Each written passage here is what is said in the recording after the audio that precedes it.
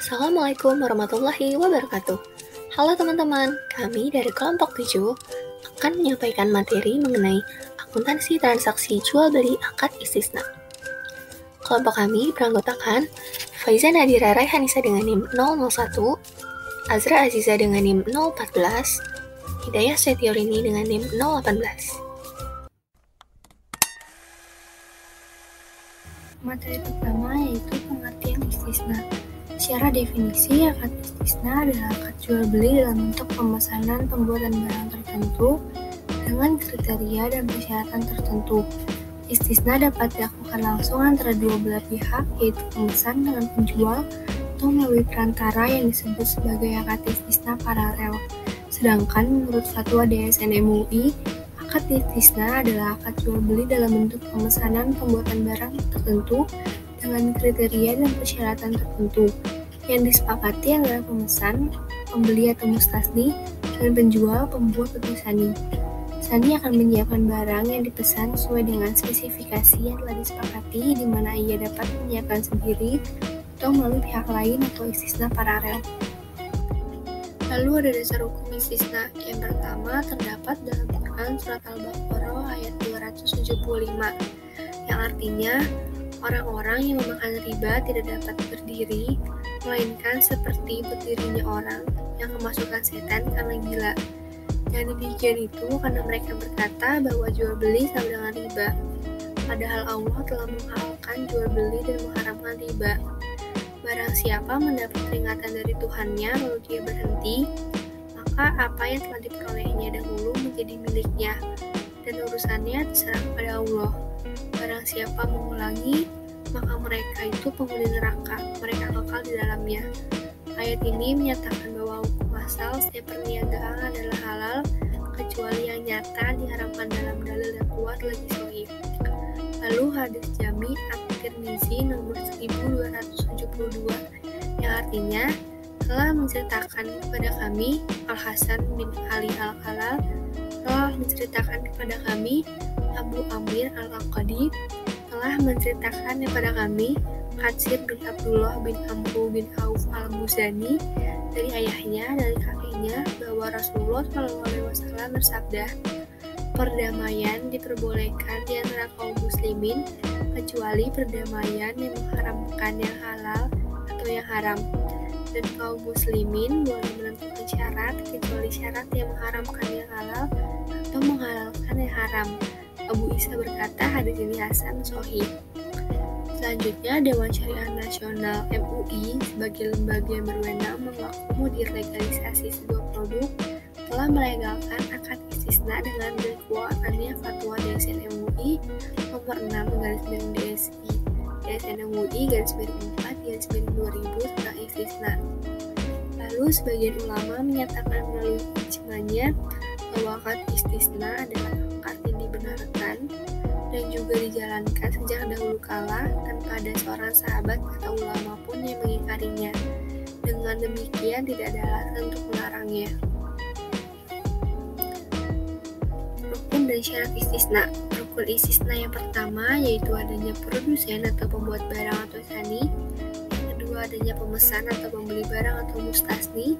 Yang ketiga adanya proyek atau usaha barang atau jasa yang dipesan atau masnu. Yang keempat harga atau saman. Yang kelima figot atau ijab qabul. Syarat istisna yang pertama yaitu pihak yang berakal cakap hukum dan mempunyai kekuasaan untuk melakukan jual beli. Yang kedua, ridho atau kerelaan dua belah pihak dan tidak ingkar janji. Yang ketiga, pihak yang menyatakan kesanggupan untuk mengadakan atau membuat barang itu. Yang keempat, masnu, yaitu barang atau objek pesanan mempunyai kriteria yang jelas seperti jenis, ukuran atau tipe, mutu, dan jumlahnya. Dan yang kelima, barang tersebut tidak masuk ke dalam kategori yang dilarang syara, yaitu najis, haram, samar, atau tidak jelas, atau menimbulkan kemudaratan atau menimbulkan maksiat. Jenis istisna. Jenis istisna yang pertama yaitu istisna tunggal, adalah akad jual beli dalam bentuk pemesanan pembuatan barang tertentu dengan kriteria dan persyaratan tertentu yang disepakati antara pemesan atau pembeli atau mustasni dan penjual atau pembuat atau sani. Istilah yang kedua yaitu istisna paralel. merupakan suatu bentuk akad istisna antara penjual dan pemesan, di mana untuk memenuhi kewajibannya kepada pemesan, penjual melakukan akad istisna dengan pihak lain atau subkontraktor yang dapat memenuhi aset yang dipesan pemesan. Syaratnya, akad istisna pertama antara penjual dan pemesan tidak bergantung pada istisna kedua antara penjual dan pemasok.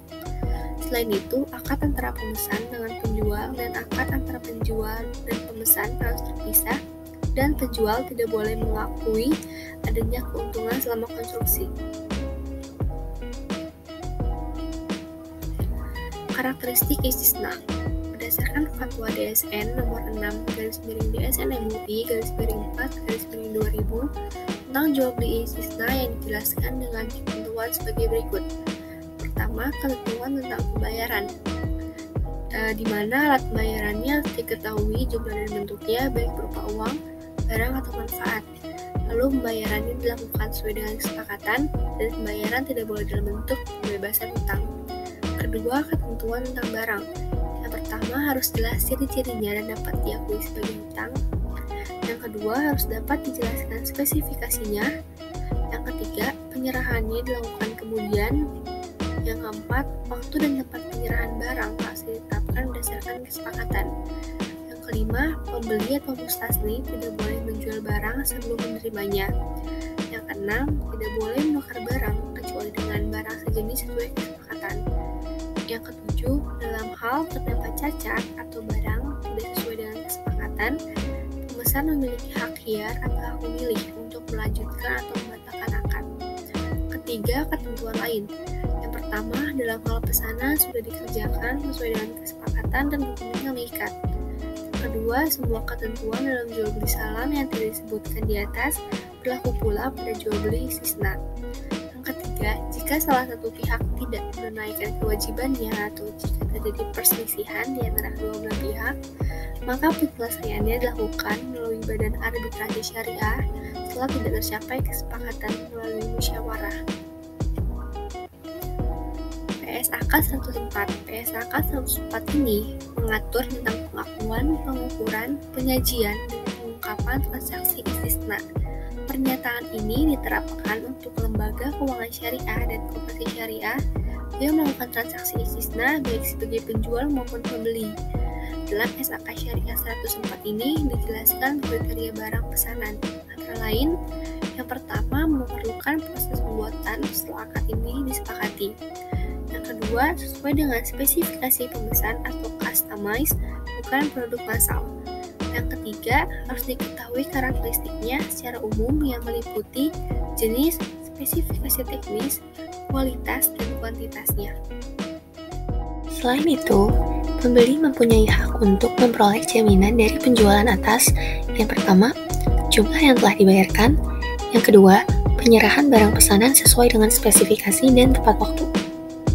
Dalam akad, spesifikasi akad yang dipesan harus jelas dan rinci. Harga pun harus disepakati. Apakah pembayaran 100% dibayar di muka melalui cicilan atau ditangguhkan sampai waktu tertentu. Ketika harga sudah disepakati, maka selama akad, harga tidak dapat dirubah walaupun biaya produksi meningkat. Perubahan harga dapat dirubah apabila spesifikasi atas barang yang dipesan berubah.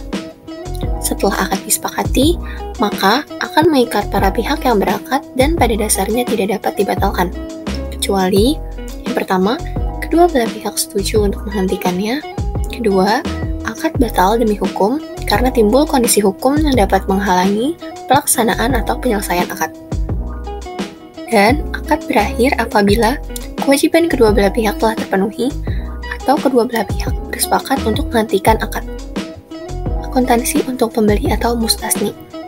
Pada laporan posisi keuangan raca, terdapat 4 akun yang digunakan.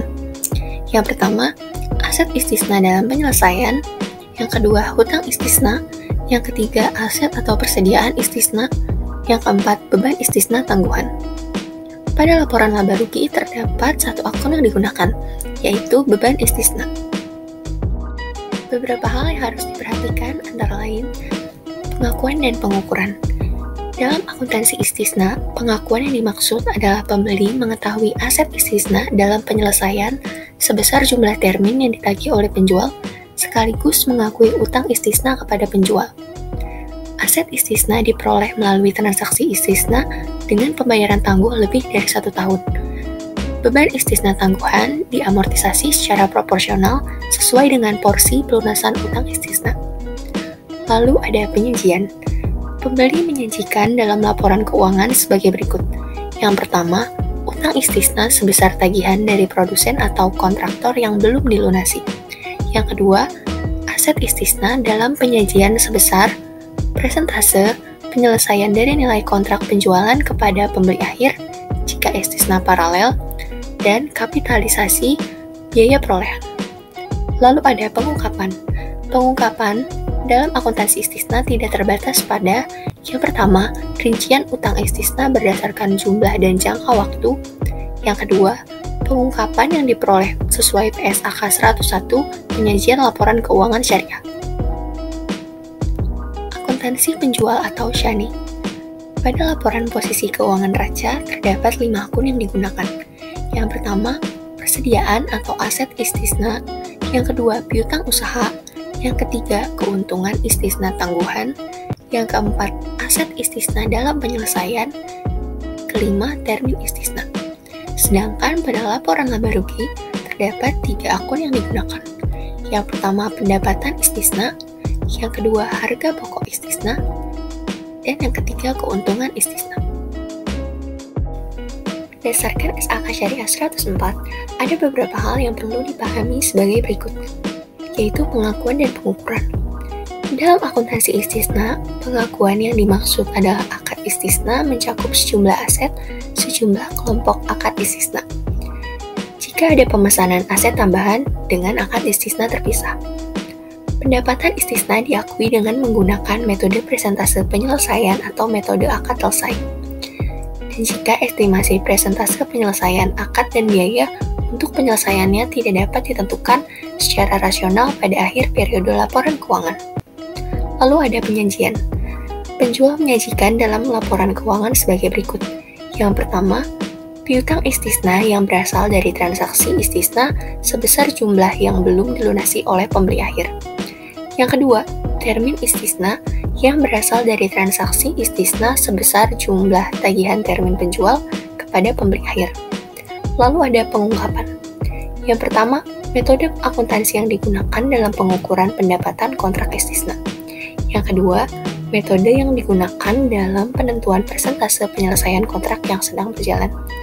Yang ketiga, rincian piutang istisna berdasarkan jumlah, jangka waktu, dan kualitas piutang. Dan yang keempat, pengungkapan yang diperlukan sesuai PSAK 101 penyajian laporan keuangan syariah. Ilustrasi akad istisna. Pada tanggal 5 April 2010, Bank Aman Syariah atau BAS mengeluarkan biaya per akad yang berhubungan dengan survei dan pembuatan desain bangunan rumah yang akan dijadikan acuan spesifikasi barang.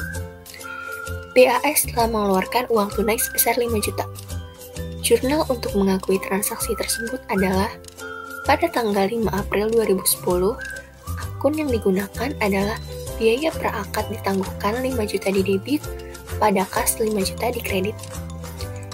Ilustrasi akad selanjutnya yaitu apabila terjadi kesepakatan antara BAS dengan Tuan Agung pada tanggal 10 April 2010, maka jurnal pengakuan beban per akad menjadi biaya istisna adalah sebagai berikut.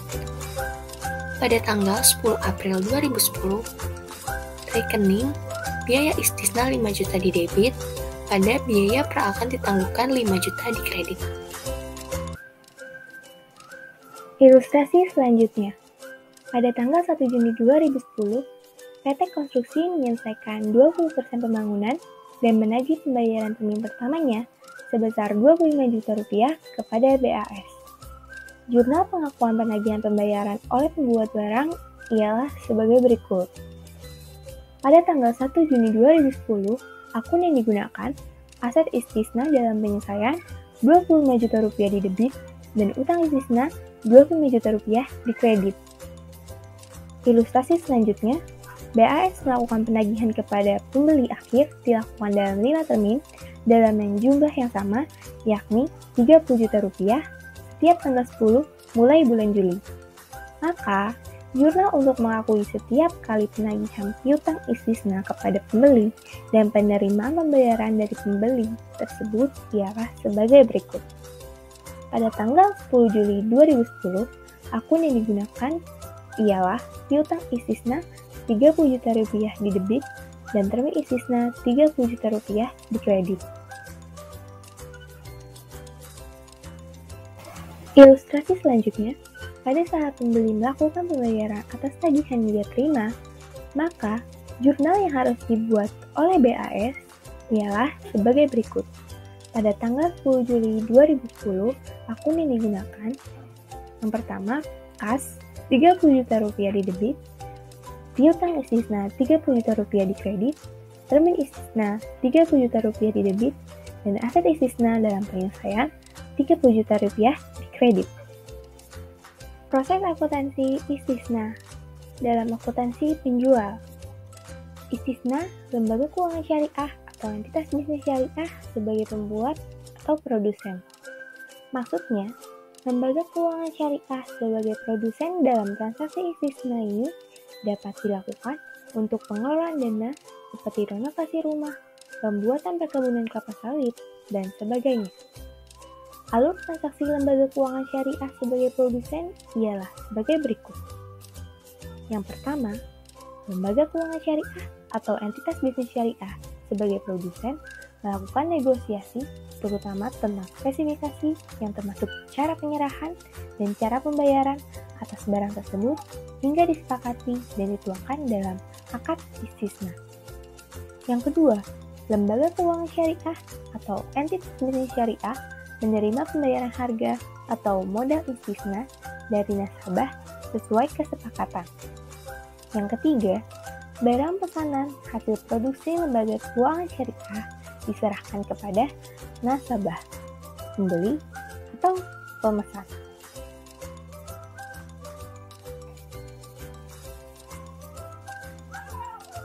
Proses akuntansi istisna dalam akuntansi pembeli. Istisna lembaga keuangan syariah sebagai pemesan atau pembeli. Maksudnya, lembaga keuangan syariah sebagai pemesan dalam transaksi istisna ini dapat dilakukan untuk pengelolaan dana seperti renovasi kantor atau gedung, bangunan kantor, dan sebagainya. Alur transaksi lembaga keuangan syariah sebagai pembeli atau pemesan ialah sebagai berikut. Yang pertama, lembaga keuangan syariah atau entitas bisnis syariah sebagai pemesan dan nasabah sebagai kontraktor atau produsen melakukan negosiasi terutama tentang spesifikasi yang termasuk cara penyerahan dan cara pembayaran atas barang tersebut hingga disepakati dan dituangkan dalam akad istisna. Yang kedua, lembaga keuangan syariah sebagai pemesan membayar harga atau modal istisna kepada nasabah sebagai produsen sesuai kesepakatan. Yang ketiga, barang pesanan dari hasil produksi nasabah sebagai produsen diserahkan kepada lembaga keuangan syariah sebagai pembeli atau pemesan. Istisna paralel. Istisna paralel sendiri merupakan suatu bentuk akad istisna antara pemesan atau pembeli dengan penjual. Kemudian, untuk memenuhi kewajibannya kepada pembeli, penjual memerlukan pihak lain sebagai pembuat. Lembaga keuangan syariah sebagai pemesan dan sebagai pembuat dengan akad terpisah. Pembayaran sesuai kesepakatan. Satu di muka, yang kedua selama dalam proses pembuatan barang, yang ketiga setelah barang diterima. Proses akuntansi istisna dalam istisna paralel. Berikut ini keterangan alur transaksi istisna paralel. Yang pertama, nasabah atau pembeli memesan barang kepada lembaga keuangan syariah atau entitas bisnis syariah untuk pembuatan suatu barang konstruksi. Yang kedua, lembaga keuangan syariah atau entitas bisnis syariah memesan barang yang dipesan nasabah kepada kontraktor. Yang ketiga, kontraktor menyerahkan barang kepada lembaga keuangan syariah atau entitas bisnis syariah.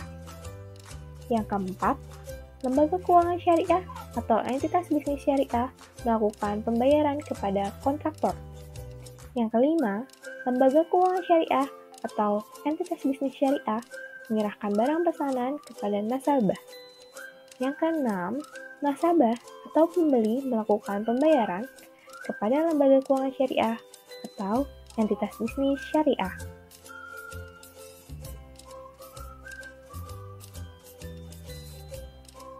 Sekian pemaparan dari kelompok kami mengenai akuntansi transaksi jual beli dalam akad istisna. Kurang lebihnya mohon dimaafkan. Terima kasih atas perhatiannya. Wabillahi taufiq wal hidayah. Wassalamualaikum warahmatullahi wabarakatuh.